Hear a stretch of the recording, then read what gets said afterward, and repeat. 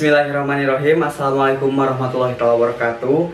Tepang deui sareng simkuring Ajas Rawan dina pangajaran bahasa Sunda. Dinten ieu urang diajar ngeunaan rumpaka kawi. Hidup tangtu kungsi ngergepkeun kawi atawa lagu pop Sunda. Boh tina internet, TV atawa konser secara langsung. Apal henteu rumpakana? Saha nu ngawihna atawa saha nu ngagalindengkeun laguna? Kumaha rarasaan hidup sabada ngaregepkeun eta kawi? Keur ngabiasakeun karesep kana maca jeung nulis, ayeuna pek hidup ngaregepkeun deui kawi atawa lagu pop Sunda. Aya dua rumpaka kawi, hayu urang ngaregepkeun babarengan. Anu kahiji aya es lilin, anu kadua aya lagu papatong. Wilujeng ngaregepkeun.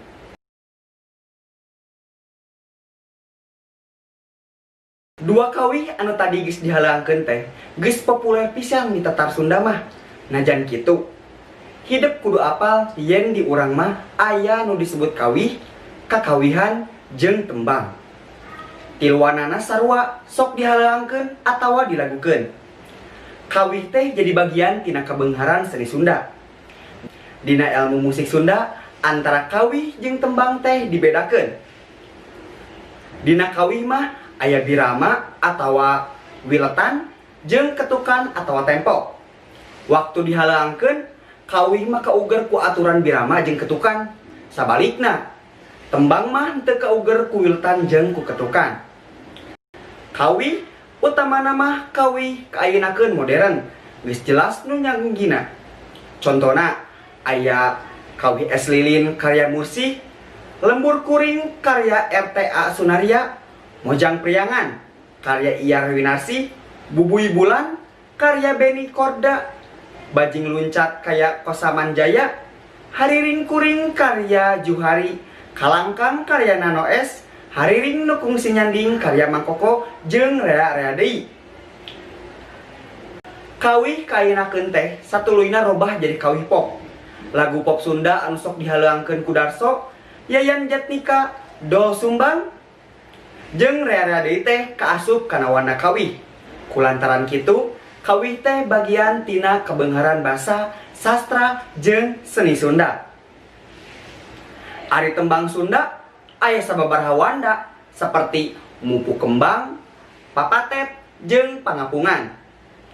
Ari kakawihan mah sarua jeung kawih, bedana kakawihan mah dihaleungkeun teh dina kaulian barudak. Ku kituna kakawihan sok disebut oge kawih murangkali atawa kawih barudak. Contona we aya kakawihan oray-orayan luar leor mapai sawah, entong ka sawah parena keur sedeng beka. Lagu oray-orayan. Terus aya paci cici cipo ciselelek daun celempung kalau mau kembang apa. Pasti taralang kan? Terus aya oge hong pimpah alayung gambreng. Terus aya endek-endekan lagoni menang pecang sahiji lepas deui ku aki benang deui ku nini. Anu pamungkas aya paciwit-ciwit lutung, paciwit-ciwit lutung si lutung pindah ka tungtung. Jeung sajabana teh eta aya deui kawih buhun klasik saperti entog mulang, ekek paeh, jeung awi ngarambat. Unsur-unsur kawih teh jadi kabagi dua bagian. Aya adegan lahir jeung aya adegan batin. Rumpaka dina kawih, kakawihan jeung tembang teh mibanda ajen sastra. Umumna ditulis dina wangun puisi, sisindiran atawa puisi bebas. Kukituna, rumpaka kawih, kakawihan jeung tembang teh mibanda unsur-unsur puisi. Upamana wae diwangun ku bait atawa pada, jajaran atau padalisan, purwakanti, gaya bahasa, jeung kecapan atau diksi anu dipakena pinilih pisan. Kitu deui bisa dipaluruh naon temana, kumaha nadana, amanatna, jeung naon anu dicaritakeunana dina kawih. Unsur-unsur dina rumpaka kawih teh saperti kieu. Anu bagian kahiji aya adegan lahir. Nu dimaksud adegan lahir teh nyaeta unsur fisik rumpaka kawih disawang tina wanguna. Nu kaasup kana adegan lahir rumpaka kawih di antara wae. Nu kahiji aya wangun tipografi. Naon ari wangun tipografi teh?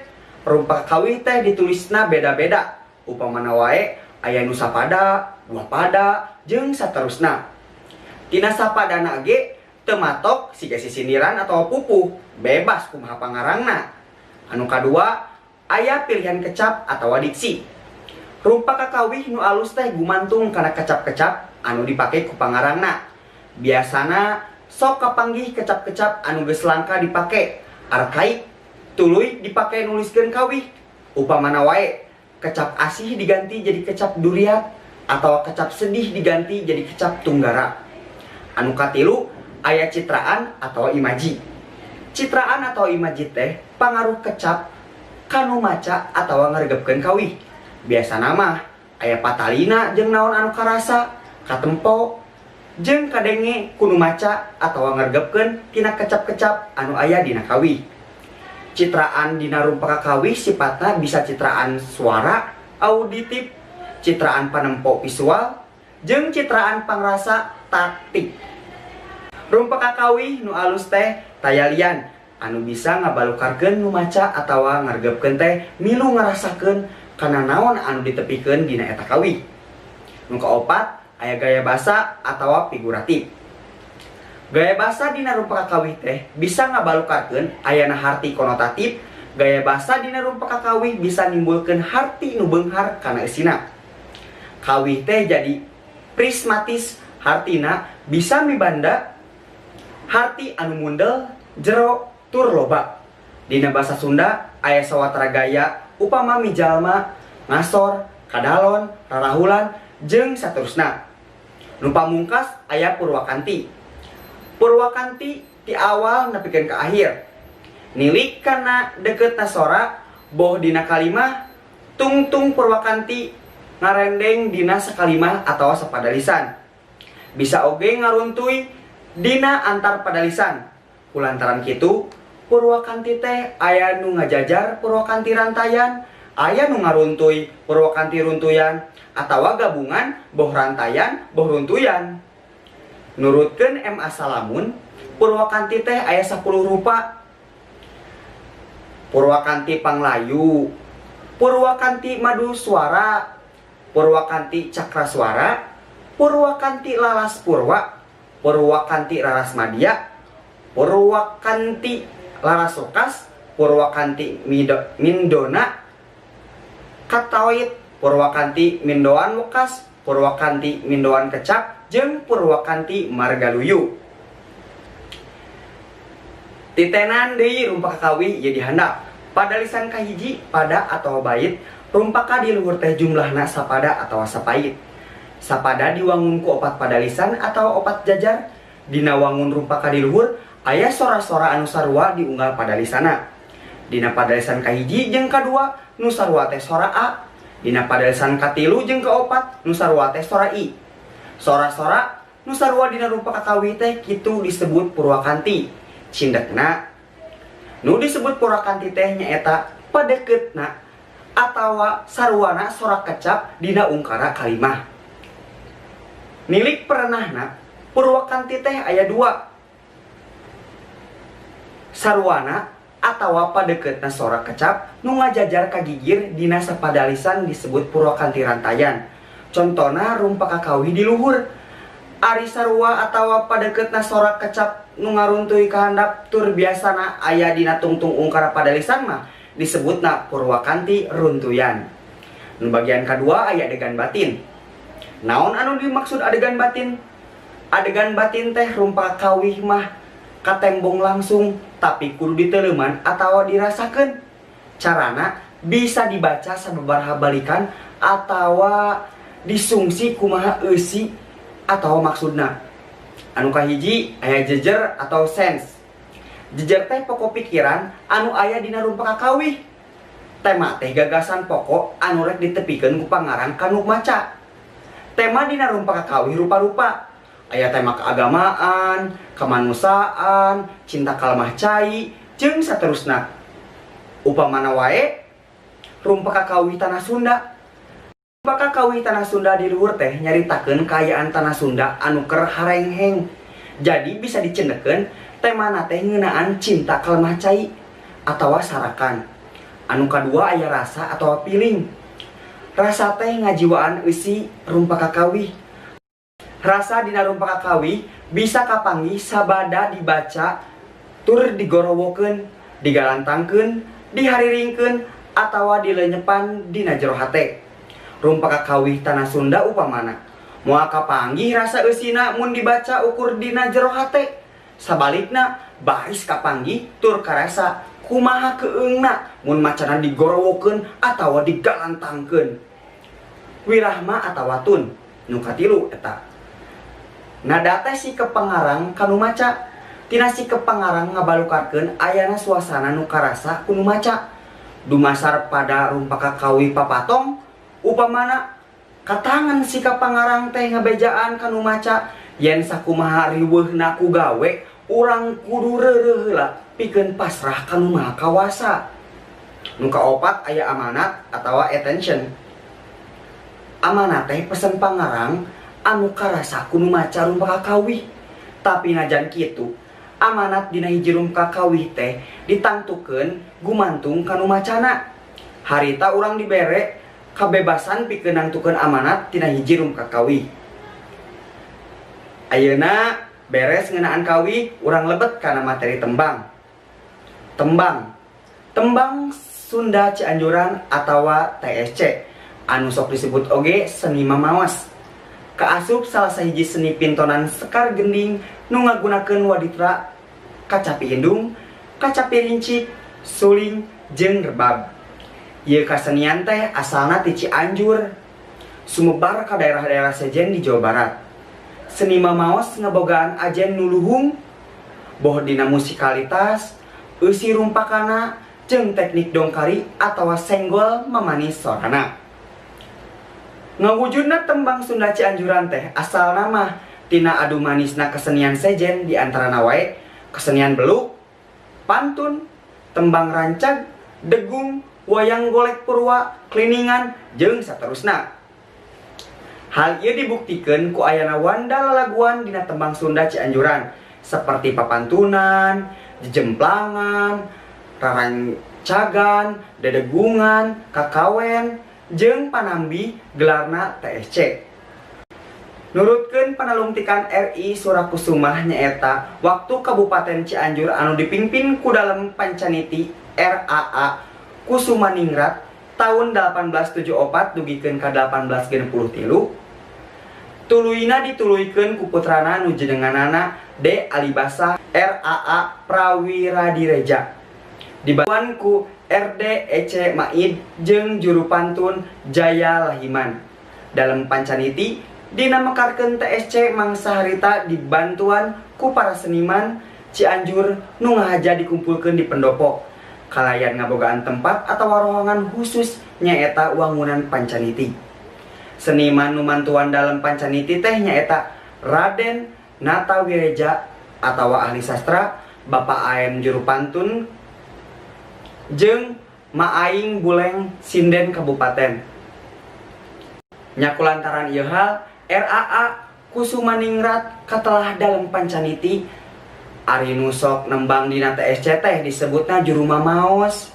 Mimiti mah nu jadi juru mamaos teh kaum lalaki, tapi kabeh diekeun mah juru mamaos awewe oge rea pisan.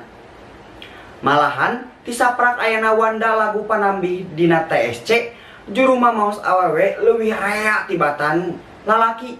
Juru mamaos TSC teh diantarana wae Raden Ece Majid Natadireja, Raden Ipung Prawirasudibya, Raden Siti Sarah, Mani Hermani, Raden Cacih, Raden Ihot, Raden Anah Rohana, Bakang Abu Bakar, Saodah, Apung Wiratmaja, Acicah, Didin S. Bajuri, Eis Komariah, Barman Syahyana, Ida Widawati, Yuswidaryeja, Heri Suheryono, Heri Suheryanto, Neneng Dinar, jeung rea-rea deui.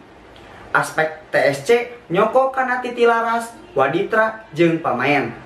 Titilaras nu dipake dina TSC nyaeta degung pelog, salendro atau madenda, jeung mandalungan. Rumpa KTSC mibanda ajan luhung dina kahirupan di antara wae aspek kasajarahan dina lagu papatet tepi swiring kunasari jeung saterusna. Aspek kacinta ka pangeran dina lagu mangari rakitan pakuan jemplang cidadap jeung saterusna. Aspek kacinta ka alam dina lagu goyong sang saja jeung saterusna. Aspek kareueus ka inohong dina lagu malih warni. Aspek kacinta ka indung bapa dina lagu ros jemplang karang asmarandana eling-eling raja mantri jeung rere deui. Kitu padaran tiasa didugikeun ku bapa, hatur nuhun. Tetap jaga kesehatanna. Omat, tetap semangat diajarna. Tepang deui sareng bapa minggon payun. Hatur nuhun. Wassalamualaikum warahmatullahi taala wabarakatuh.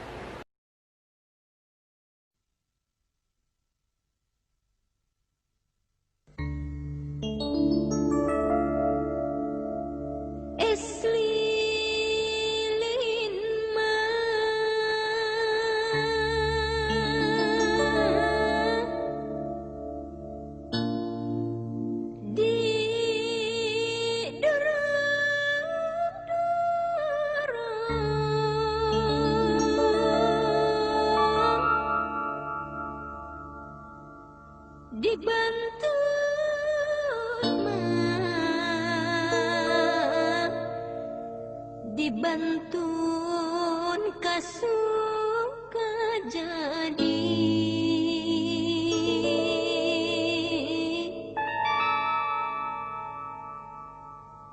abdi is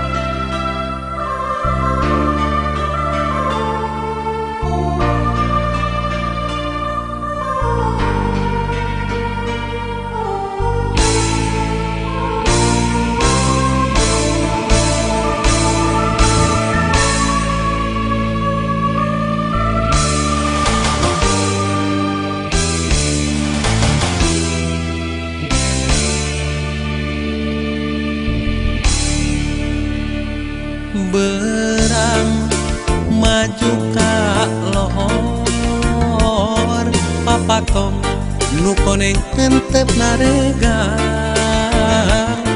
ngageter jangjangna keur ngagupayan pancen keur wasiatan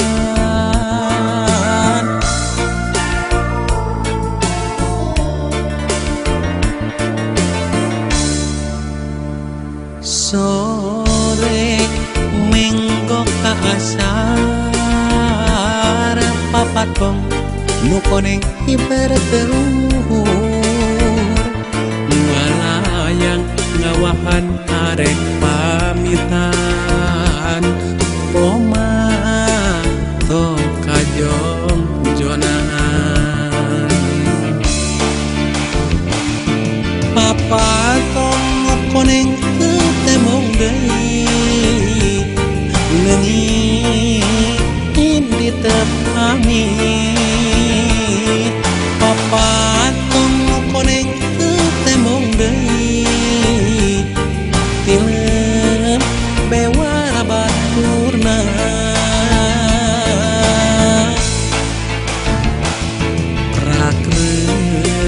tina kareun prak pasrah kanu kawasa rakreureun tina kareun prak pasrah kanu